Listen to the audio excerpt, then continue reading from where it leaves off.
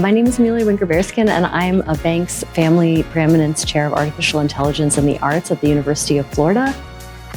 I'm here as a visiting artist. I'm working with students here at the CID. We're doing a workshop around ideation and prototyping.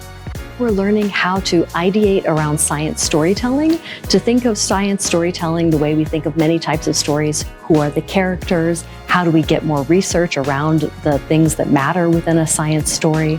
What are the methodologies we use to tell this story? And then we think about what is at stake. What is at stake for the audience, but also what is at stake within the scientific community about the specific science storytelling that the student is doing.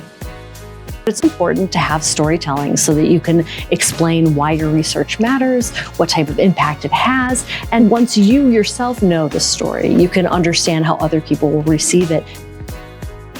I run the UF AI Climate Justice Lab, so we uniquely are looking at how we use science storytelling in climate justice and how AI tools can contribute to some harm and also contribute to good. There are a lot of ways in which researchers are using artificial intelligence in positive ways to model environmental futures, to make decisions around how we can prepare ourselves for climate change.